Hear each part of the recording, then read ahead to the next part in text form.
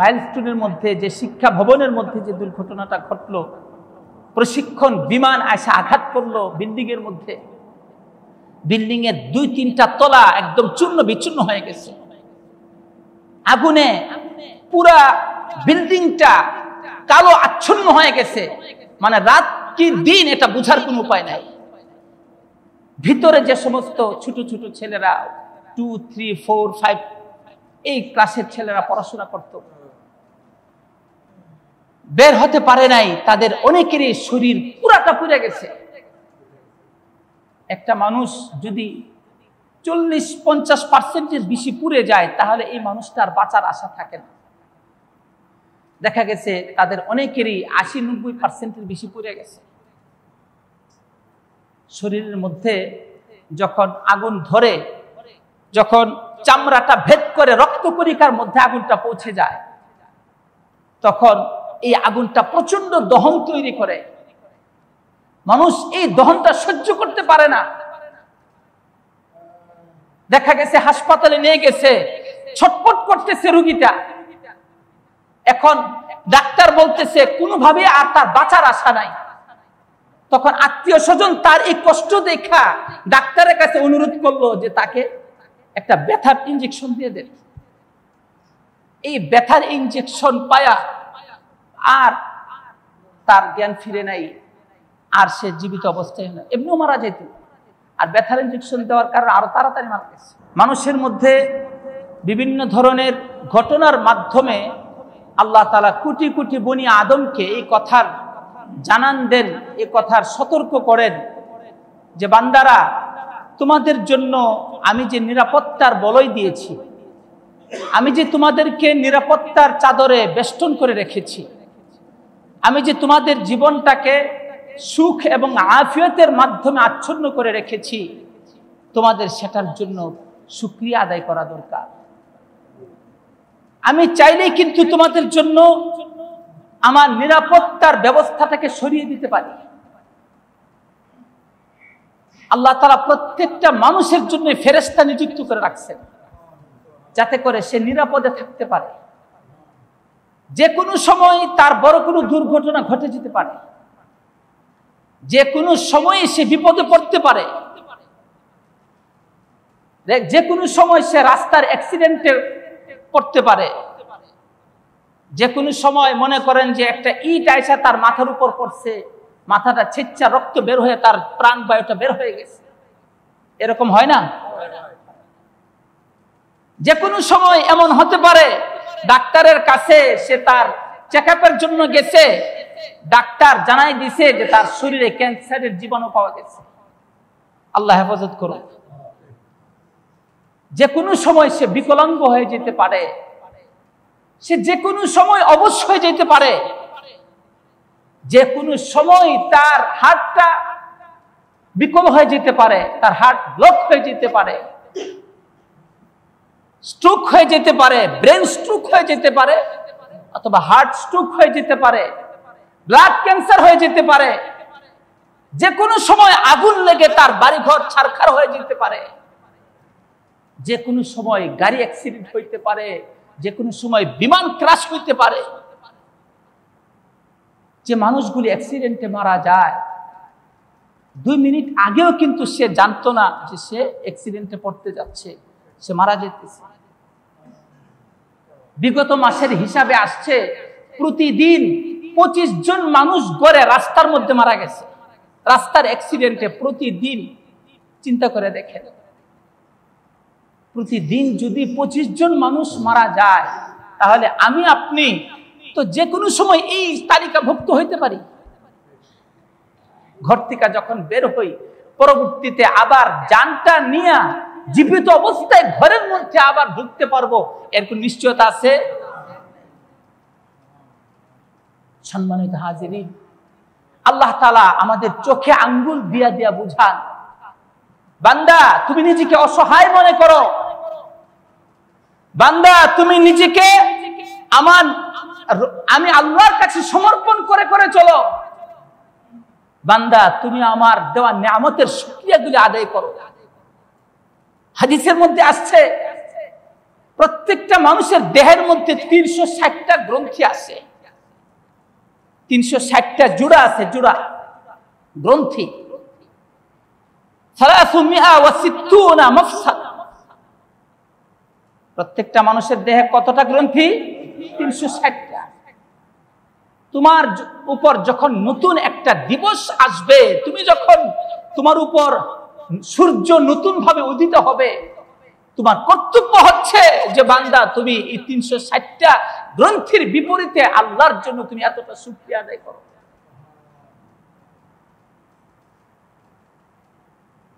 সাহাবায়ে কেরাম প্রশ্ন করলেন, ইয়া রাসূলুল্লাহ, এত শুকরিয়া কিভাবে আদায় করব? নবী সাল্লাল্লাহু আলাইহি ওয়াসাল্লাম বললেন, তুমি যে তাসবিহ করো নামাজের পরে, এর মাধ্যমে এক একটা তাসবিহ এক একটা শুকরিয়া। সুবহানাল্লাহ, সুবহানাল্লাহ যখন বলি একটা শুকরিয়া আদায় হইল, আলহামদুলিল্লাহ যখন বলি একটা শুকরিয়া আদায় হইল, আল্লাহু আকবার যখন বলি একটা শুকরিয়া আদায় হইল। তেমনি ভাবে সৎ কাজের আদেশ করা, এটা একটা শুকরিয়া আদায়, একটা কৃতজ্ঞতা আদায়। আপনি আপনার সন্তানকে নামাজের কথা বলছেন, বাস এটা আল্লাহর জন্য একটা শুকরিয়া আদায় হইল। আপনার মেয়ে নামাজ পড়ছে কিনা খোঁজ খবর নিলেন, আপনার পরিবারের লোকজন নামাজ আদায় করছে কিনা খোঁজ খবর নিলেন, এটাও একটা শুকরিয়া আদায় হয়ে গেল। কিছু টাকা দান খয়রাত করলো, গরিব মিসকিনকে দান খয়রাত করলো, বাস একটা শুকরিয়া আদায় হয়ে গেল। তো এই জিনিসগুলি যখন ঘটে আমাদের সমাজের মধ্যে, আমাদের দেশে, আমাদের চতুর্দিকে, যখন এই বিভিন্ন ধরনের বিপর্যয়কর ঘটনাগুলি ঘটে, তখন মনে করতে হবে যে আল্লাহ তাআলা তো আমাকেও এই ঘটনা ঘটাইতে পারতেন। আমাকে তো আল্লাহ তাআলা যে কোনো সময় ডাক দিয়ে নিয়ে যেতে পারেন। আমাকে তো আল্লাহ তাআলা যে কোনো দুরারোগ্য কঠিন ব্যাধি দিয়ে দিতে পারেন। আমার বয়সের কতজন চলে গেছে, কতজন চলে যাচ্ছে। আমাদের সাথে যারা স্কুলে বা শৈশব কৈশোর বয়সের মধ্যে যারা পড়তো, এর মধ্যে কয়েকজন ওই বয়সে মারা গেছে। যারা নাকি মধ্য বয়সের মধ্যে 20-25 বছর, ওই সময়েরও কয়েকজন বন্ধু মারা গেছে। আবার বর্তমান যে বয়সের মধ্যে আছি, 40-50-এর মধ্যে, বাস এই বয়সেরও বন্ধুজন কেউ কেউ মারা যাইতেছে। গত সপ্তাহ বলেছিলাম, দোয়া চাইছিলাম আপনাদের কাছে। আমার ঘনিষ্ঠ বন্ধু মুফতি আব্দুল্লাহ কাসিমি জামি ইউনিসিয়ার শিক্ষক ছিলেন। একসাথে হজের সফরে ছিলাম। মদিনার মধ্যে দীর্ঘ সময় প্রায় প্রতিদিন দেখা হইতো। একসাথে কুবা মসজিদে গিয়েছি, নবীজির রোজার মধ্যে একসাথে সালাম দিয়েছি, বিকালে বৈশা গল্প করছি, একসাথে ইফতার করছি। হজ থেকে আসার 21 দিন পরে হঠাৎ করে সকালবেলা ক্লাস করছে, সকালবেলা ছাত্রদেরকে পড়াইছে, এরপরে বাসায় গেল, বাথরুমে গেছে, বাথরুম থেকে আসার পরে কেমন জানি তার শরীরটা অবশ হয়ে আসতেছে। স্ত্রীর হাতের মধ্যে ধরছে, ভর করে দাঁড়াইছে, কিন্তু আস্তে আস্তে পরে শরীরটা আর বশ রাখতে পারতেছে না, হাতটা ছেড়ে দিছে, পড়ে গেছে। বিছানায় শোয়াইছে, নাকি মুখে ফেনা আসতেছে, কিন্তু এর মধ্যেই অনেক দোয়া কালাম পড়তেছে। অনেক নেককার মানুষ ছিল, নবীজিকে একাধিকবার স্বপ্নে দেখছে। তো দেখা গেছে ডাক্তারের কাছে নিয়ে গেছে, ডাক্তাররা পরীক্ষা নিরীক্ষা করে বলল যে ওনার হার্ট অ্যাটাক, ব্রেন অ্যাটাক দুটোটাই স্ট্রোক হয়ে গেছে। অর্থাৎ বাঁচার আর কোনো সম্ভাবনা নাই, মারা গেলেন। 47 বছর বয়সে মারা গেলেন। তো এরকম যে কারো যে কোনো সময় স্ট্রোক হইতে পারে, যে কোনো সময় মানুষের দুর্ঘটনা ঘটতে পারে, যে কোনো সময় মানুষের বড় কোনো ঘটনা ঘটে যেতে পারে। সম্প্রতি এই 2-4 দিন আগে উত্তরা মাইলস্টোন কলেজের মধ্যে যে ট্র্যাজেডি হইল, কত হৃদয় বিদারক ঘটনা। সাধারণভাবে তো বিভিন্ন দুর্ঘটনার মধ্যে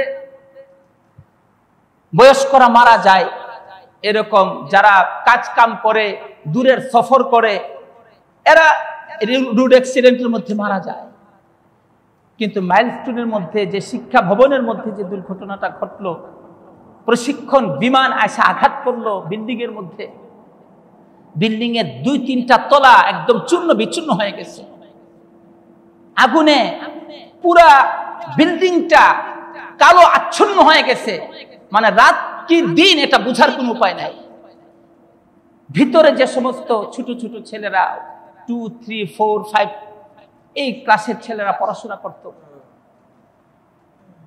বের হতে পারে নাই। তাদের অনেকেরই শরীর পুরাটা পুড়ে গেছে। একটা মানুষ যদি 40-50% বেশি পুড়ে যায়, তাহলে এই মানুষটার বাঁচার আশা থাকে না। দেখা গেছে তাদের অনেকেরই 80-90% বেশি পুড়ে গেছে। শরীরের মধ্যে যখন আগুন ধরে, যখন চামড়াটা ভেদ করে রক্তকণিকার মধ্যে আগুনটা পৌঁছে যায়, তখন এই আগুনটা প্রচন্ড দহন তৈরি করে। মানুষ এই দহনটা সহ্য করতে পারে না। দেখা গেছে হাসপাতালে নিয়ে গেছে, ছটফট করতেছে রোগীটা। এখন ডাক্তার বলতেছে কোনোভাবে আর তার বাঁচার আশা নাই। তখন আত্মীয় স্বজন তার এই কষ্ট দেখা ডাক্তারের কাছে অনুরোধ করলো যে তাকে একটা ব্যথার ইনজেকশন দিয়ে দেন। এই ব্যথার ইনজেকশন পায়া আর তার জ্ঞান ফিরে নাই, আর সে জীবিত অবস্থায় এমনিও মারা যেত। আর ব্যথার ইনজেকশন দেওয়ার কারণে আরো তাড়াতাড়ি মারা গেছে। কিন্তু তবু আত্মীয় স্বজনরা চাইলো যে এই দহন থেকে, এই কষ্ট থেকে সে তাড়াতাড়ি বাঁচবে। এই ছোট ছোট বাচ্চারা, এই ছোট ছেলে মেয়েরা এমন ভাবে আগুন শরীরের মধ্যে, ভিডিওতে তো অনেকেই দেখছেন, বাচ্চার শরীরের মধ্যে পুরাটা শরীর পড়ে গেছে, সে দৌড়তেছে, বাঁচে নাই। এক পরিবারের একটা ছেলে একটা মেয়ে, বাস 2টা বাচ্চাই ছিল। মা বাপ এখন পাগলের মতো হয়ে গেছে, 2টা বাচ্চা মারা গেছে। আল্লাহ তাআলা কত ভাবে মানুষকে পরীক্ষা করেন, চিন্তা করে দেখেন।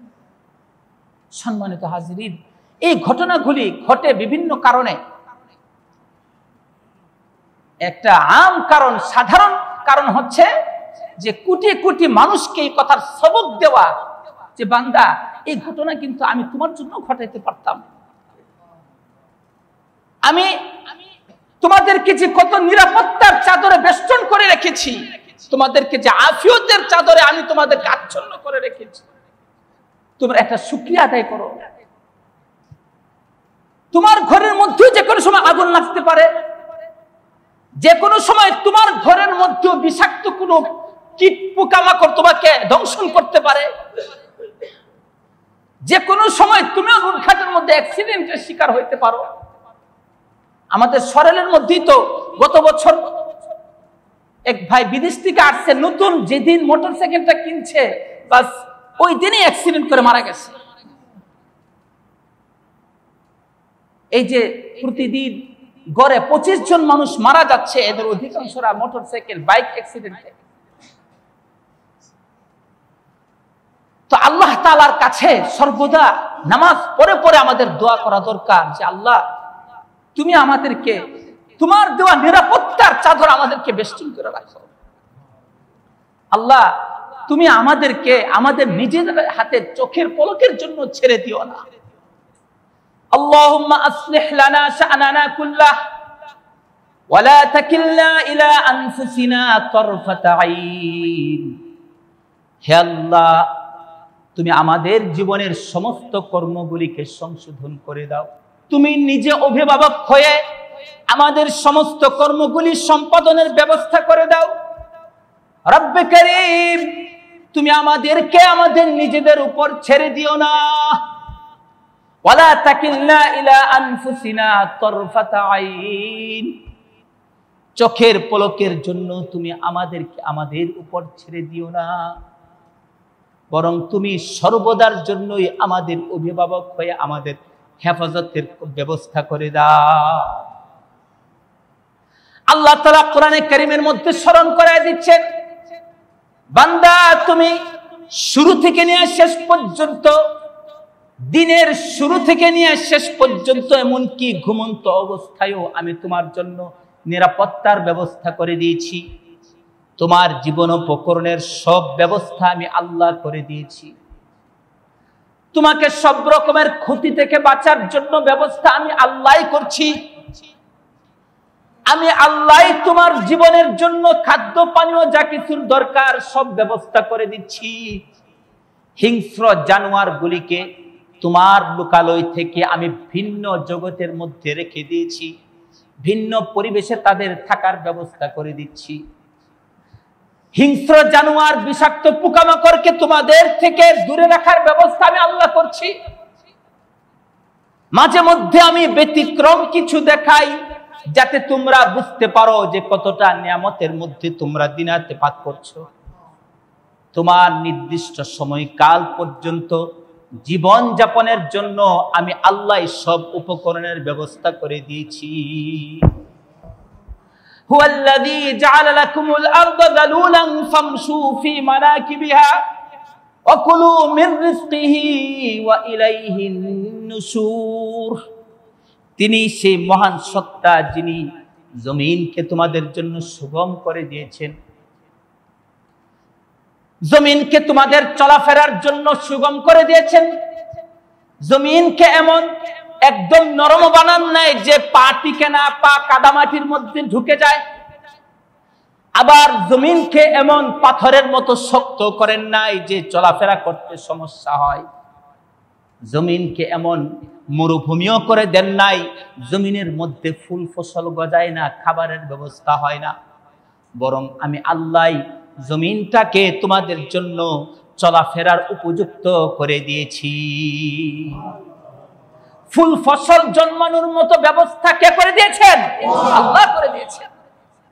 মানুষ প্রতিদিন কি পরিমাণ আহার গ্রহণ করে, কি পরিমাণ খাদ্যের মানুষের প্রয়োজন হয়, কত হাজার হাজার চাউল ভাত তার খেতে হয়, কত হাজার হাজার গমের রুটি তার খেতে হয়, কি পরিমাণ সবজি তাকে খেতে হয়, কি পরিমাণ মাছ মাংস ডিম দুধ তার গ্রহণ করতে হয়।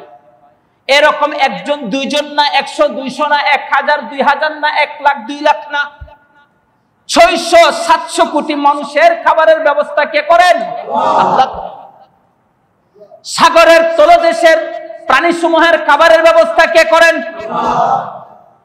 বনে জঙ্গলের পশু পাখিদের জন্য খাবারের ব্যবস্থা কে করেন?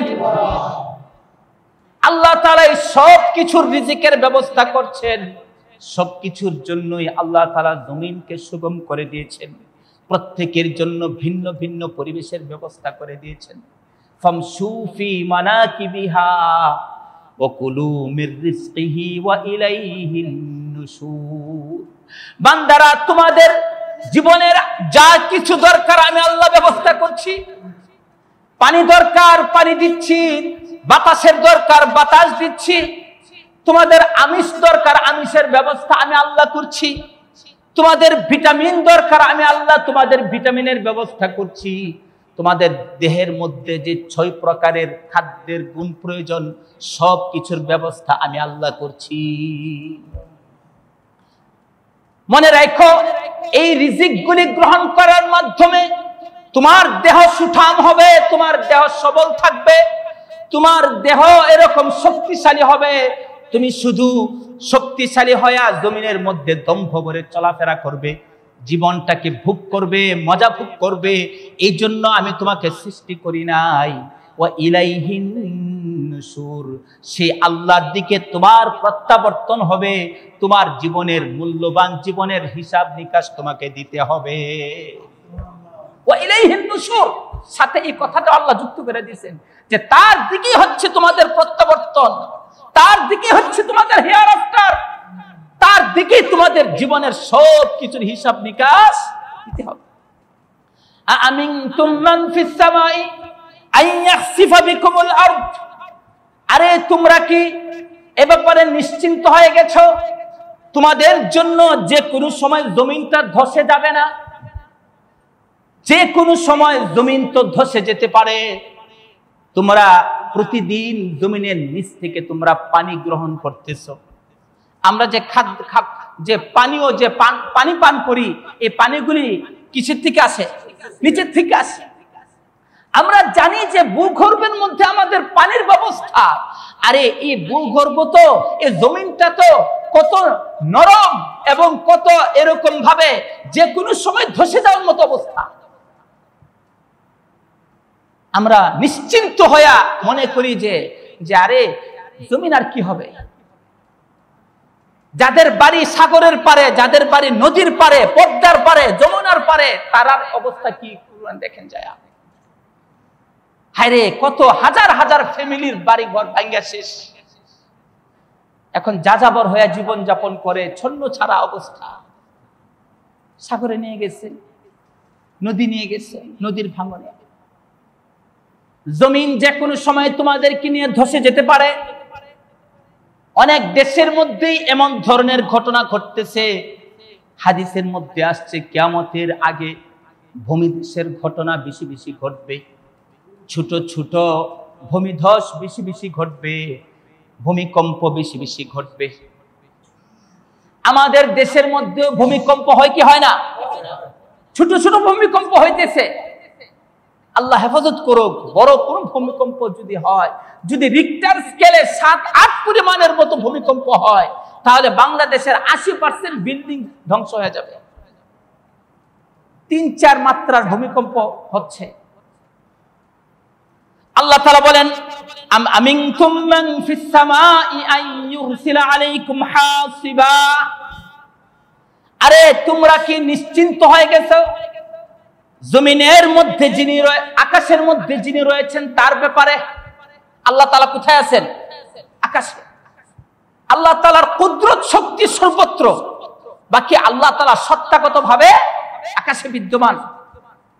আল্লাহ তাআলা বলেন, যিনি আকাশে রয়েছেন তার ব্যাপারে কি তোমরা নিশ্চিন্ত হয়ে গেছো? তিনি তোমাদেরকে পাথর নিক্ষেপকারী ঝোড়ো হাওয়া তোমাদের উপর পাঠাবেন না। এ ব্যাপারে কি নিশ্চিন্ত হয়ে গেছো? না না না, নিশ্চিন্ত হতে পারো না। কি পরিমাণ বজ্রপাত হয়! গত রাতের আগের রাতে কি পরিমাণ বজ্রপাত হয়েছে! হঠাৎ করে বজ্রপাতে মানুষ মারা যায়। দেখা গেছে একই পরিবারের বাপ ছেলে কয়েকজন একসাথে মারা গেছে। এইরকম তোমাদের উপর পাথর নিক্ষেপকারী বজ্রপাত হবে, পাথর নিক্ষেপকারী ঝোড়ো হাওয়া তোমাদের উপর বয়ে যাবে। এমনটার ব্যাপারে কি তোমরা নিশ্চিন্ত হয়ে গেছো? না না, তোমরা এই ব্যাপারে নিশ্চিন্ত হতে পারো না। ফাসাতা'লামুনা কাইফা নাযীর। আরে তোমরা অচিরেই জানতে পারবে আমার সতর্কীকরণটা কেমন ছিল। কোরআনে আল্লাহ তাআলা জায়গায় জায়গায় বুঝাইছেন, আরে বান্দা তোমাকে তো আমি প্রতিনিয়ত রিজিক দিয়ে দিয়ে তোমাকে আমি ভরপুর করে রেখেছি। আলাম নাজআল লাহু আইনাইন ওয়া লিসানান ওয়া শাফাতাইন ওয়া হাদাইনাহুন নাজদাইন। আমি কি বান্দাকে দুইটা চোখ দান করি নাই? আমি কি তাকে দুইটা চোখ দান করি নাই? ওয়া লিসানান ওয়া শাফাতাইন, তাকে আমি ঠোঁট দান করি নাই, জিহ্বা দান করি নাই। সে তো জিহ্বার মাধ্যমে স্বাদ বুঝতে পারে, টক মিষ্টি ঝালের পার্থক্যটা বুঝতে পারে। এই খাবারটা তার জন্য সুস্বাদু হবে কিনা, না খাবারটা নষ্ট হয়ে গেছে, তার পেট খারাপের জন্য কারণ হবে, সে এই জিনিসগুলি তার জিহ্বা দিয়ে বুঝতে পারে। তার নাকের মাধ্যমে ঘ্রাণ নিতে পারে, চোখ দিয়া সে সারা দুনিয়াকে দেখতে পারে। আরে আমি চাইলে তো তার দৃষ্টি শক্তিটা নিয়ে যেতে পারি। কি বলেন? আল্লাহ তাআলা হাজার হাজার মানুষকে অন্ধ বানায়া, দৃষ্টিহীন বানায়া দেখাইতেছেন যে বান্দা যে কোনো সময় তোমার দৃষ্টিটা কিন্তু আমি নিয়ে যেতে পারি। তুমি তখন কি করবা? তুমি আমার প্রতি কি পরিমাণ অসহায়ত্বের সাথে থাকো, তুমি সর্বদাই জিনিসটা খেয়াল রাখো। তুমি আমার প্রতি তোমার শুকরিয়া আদায় নাই। তুমি চিন্তা করে দেখো, তোমার অঙ্গ প্রত্যঙ্গগুলি নিয়ে তুমি চিন্তা করে দেখো। তুমি এত বড় দাম্ভিক হয়ে গেছো, আমাকে তুমি একটা সেজদা দিতে তোমার মনে চায় না? আমাকে 5 ওয়াক্ত আমাকে তুমি আসে সেজদা দিবা, তোমার ফরজটা তুমি আদায় করবা, তোমার এই জিনিসটা মনে চায় না? তোমার জীবনের ব্যাপারে তুমি এমন নিশ্চিন্ত হয়ে গেছো? তুমি মারা যায় দেখো, তোমার দেহটা কয়দিন টিকবে? একটা মানুষ যখন মারা যায় তার নাকটা পচন হওয়া থেকে শুরু হয়, তার হৃৎপিণ্ডটা পচে যায়, তার নরম নরম অঙ্গগুলি আগে আগে পচে যায়, এরপরে 90 দিনের মধ্যে সবকিছু পচে গেলে শেষ, শুধু তার হাড্ডি বাকি থাকে। একটা হাড্ডি, শিরদাঁড়ার হাড্ডিটা আল্লাহ তাআলা অবশিষ্ট রাখবেন।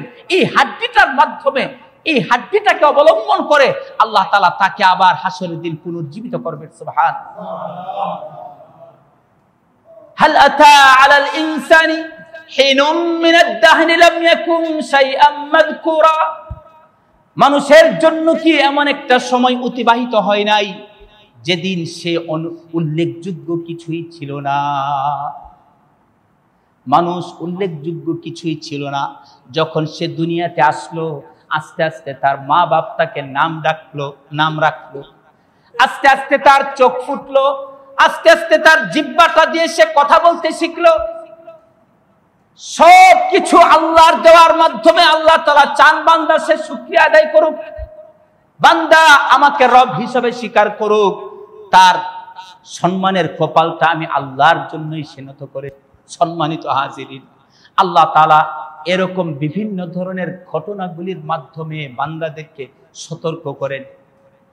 যারা নাকি পাপে তাপে ডুবে আছে তাদেরকে সতর্ক করেন, তুমি যে সারা দিন তুমি পাপের মধ্যে ডুবে থাকো, রাতের অন্ধকারে বিভিন্ন পাপের মধ্যে নিমজ্জিত থাকো, বান্দা তোমার কিন্তু যে কোনো সময় তোমার সাঙ্গলীলা শেষ হয়ে যেতে পারে, তোমার জন্য তওবার সুযোগটাও হবে না। তুমি যে কোনো সময় আমার কাছে পাপিষ্ঠ অবস্থায়ও তোমার চলে আসতে হতে পারে। যে কোনো সময় তোমার জীবন প্রদীপ নিভে যেতে পারে, যে কোনো সময় তোমার ঘরে আগুন লেগে যেতে পারে, তুমি আগুনে ভস্মীভূত হয়ে যেতে পারো, তুমি প্যারালাইজড হয়ে যেতে পারো, তুমি যে কোনো সময় অন্ধ হয়ে যেতে পারো, যে কোনো সময় তোমার হার্ট অ্যাটাক হয়ে যেতে পারে, যে কোনো সময় তোমার এরকম রাস্তার অ্যাক্সিডেন্টে তুমি মারা যেতে পারো। আবার কেউ কেউ এই ধরনের দুর্ঘটনার মধ্যে নিজের মানবিকতার চূড়ান্ত দৃষ্টান্ত রেখে দুনিয়া থেকে বিদায় হয়। মাশাআল্লাহ, কয়েকটা দৃষ্টান্ত, কয়েকটা ঘটনা এমন পড়লাম, দেখলাম একজন শিক্ষিকা, সে তার দেহটা অর্ধেকের বেশি 80-90% পুড়ে গেছে, এখনো সে কথা বলতে পারে। ডাক্তার জানাই দিচ্ছে যে বাঁচবে না। স্বামীর সাথে কথাবার্তা হচ্ছে, মহিলা বলতেছে যে ঘরের যখন আগুনে আয়সা পুরাটা রুম একদম ভরপুর হয়ে যাচ্ছিল, ধোঁয়ার কুণ্ডলি আয়সা যখন ভরপুর হয়ে গেছে, তখন আমি বের হওয়ার মতো সুযোগ ছিল, আমি বের হইতে পারতাম, কিন্তু এই যে ছোট ছোট বাচ্চাগুলি দৌড়াদৌড়ি কান্নাকাটি চিল্লাচিল্লি করতেছে, কোনো পথ দেখতেছে না, চতুর্দিকে আগুনে আসা ঘাস করতেছে, আমি তখন এই বাচ্চাগুলির মায়ায় আমি বের হইতে পারি না। সুবহানাল্লাহ। নিজের জানটাকে সে বাঁচাইতে যায় নাই। স্বামী বলতেছে তোমারও তো 2টা বাচ্চা আছে, তুমি বাচ্চাগুলির কথা চিন্তা করলা? কইছে যে বাচ্চাগুলি আমার কাছে পড়ালেখা করতেছে, এরাও তো আমার বাচ্চা, এরা তো আমার সন্তানের মতো, এদেরকে আমি এই আগুনের মধ্যে রেখে আমি কিভাবে চলে আসি? নিজের জীবনটা এভাবে বিলিয়ে দিয়ে গেছে, মানবতার উজ্জ্বল দৃষ্টান্ত রেখে গেছে। তারা অমর হয়ে থাকবে। আরে বাঁচতে না আরো 10 বছর বাঁচত, 20 বছর 30 বছর বাঁচত, 10-20 বছর আগে মরে গেলাম, কি হইলো? কিন্তু মানবতার জন্য তো বড় দৃষ্টান্ত রেখে যেতে পারলাম। আবু সাইদ মুগ্ধরা জীবন দিয়ে গেছে, তারা হয়তো বাঁচতে 20-40 বছর আরো বাঁচত, কিন্তু 1000 বছরের জন্য তো ইতিহাস তৈরি করে মারা গেছে। কথা ঠিক না বেঠা? মানুষকে জুলুমের নাকপাশ থেকে বাঁচাবার জন্য দৃষ্টান্ত রেখে গেছে। যারা দ্বীনের জন্য, মানবতার জন্য, মানুষের কল্যাণের জন্য এমন ভাবে নিজেদেরকে বিলিয়ে দেয়, তারা অমরত্ব নিয়ে বেঁচে থাকে, তারা মানুষের মধ্যে 1000 বছর বেঁচে থাকে। কারণ সে ঘরের শুধুমাত্র 5-7 জন মানুষের জন্য সে বাঁচে নাই, সে তো তার জীবনটাকে বিলিয়ে গেছে কোটি কোটি মানুষের জন্য। সে তো পরোপকারী হয়ে অন্যের ভালোর জন্য সে জীবনটাকে বিলিয়ে গেছে। এই জন্য সম্মানিত হাজিরিন, আমরা নিজেরা স্বার্থপর না হই, নিজেরা নিজেদের স্বার্থের জন্য অন্ধ না হন। মানুষ খায়া বাঁচা সবাই চলতে পারে, না খায় কে মরতেছে? আপনার কোটি কোটি টাকা, লাখ লাখ টাকা কামাইতে হবে, এই বুদ্ধি আপনাকে কে দিল? আপনি হালাল ভাবে চলেন, হালাল ভাবে কম উপার্জন করেন, আর পারলে মানুষের জন্য করেন। যদি আপনি পুরা সৃষ্টি জগৎকে, পুরা কোটি কোটি মানুষকে যত বেশি আপন বানাইতে পারবেন, তত বেশি আপনি অমরত্ব লাভ করতে পারবেন। আর স্বার্থপরেরা, দুর্নীতিবাজরা, হারামখোরেরা, এরা তো শুধু নিজের পেটটা চিনে, নিজের পরিবারের জন্য তার শুধু জীবনটা, তার জীবনটা শুধু 5-7 জন মানুষের জন্য। আর যারা নাকি অনেকের জন্য জীবন দেয়, যারা নাকি মানবতার জন্য জীবন দেয়, তার অমরত্ব নিয়ে বেঁচে থাকে।